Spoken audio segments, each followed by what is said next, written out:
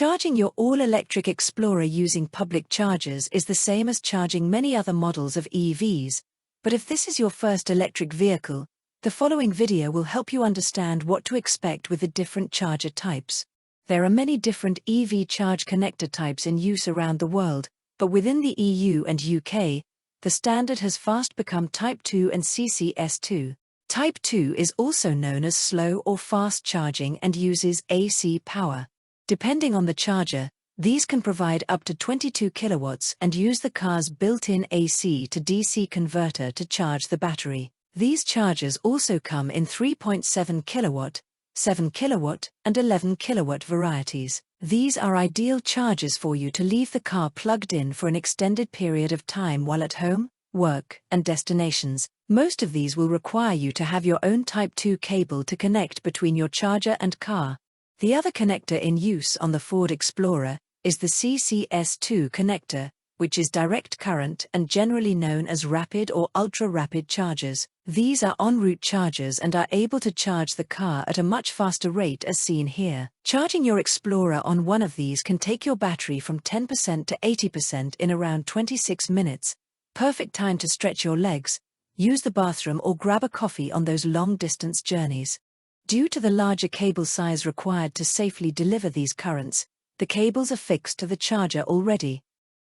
When public charging, it can be confusing with all of the different apps, maps and cards, but things are becoming simpler. For example, in the UK, the public charge point regulation states that any new public chargers with a power output of 8 kilowatts or more, and existing chargers above 50 kilowatts must provide a contactless payment solution as from November 2024.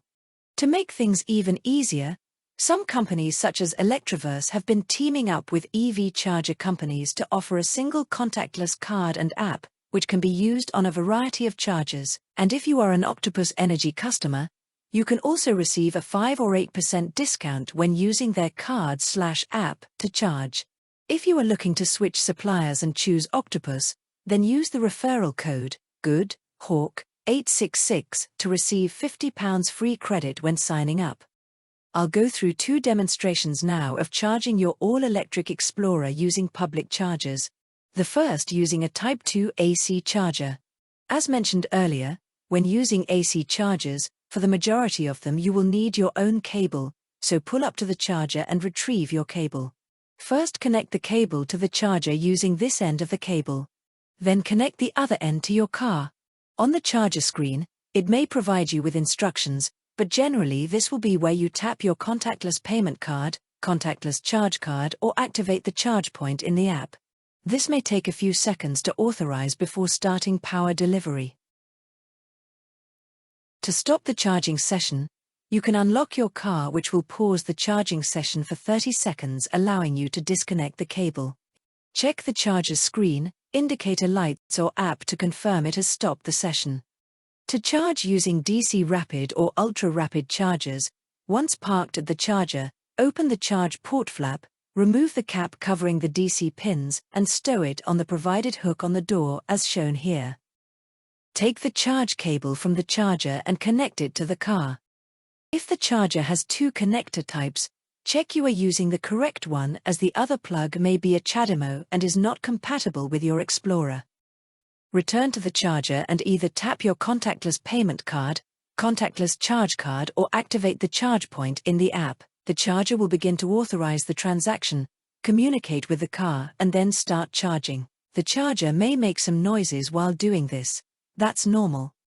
The Ford Explorer also has a plug and charge feature you can enable, which will automatically begin charging when you connect to a compatible charger on the Blue Oval network, such as Ionity. This will then automatically bill your saved card when you end the charge session. One thing to note here is these chargers, while capable of high energy transfer rates, may not provide that stated current.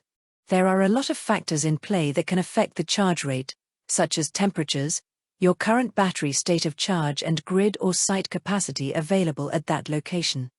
When ready to end the charging session on a DC charger, there are a few options, but generally you can tap stop on the screen or in the app, unlock your car or tap the same contactless card on the reader. Make sure to put the DC pin cover back before closing the charge port door.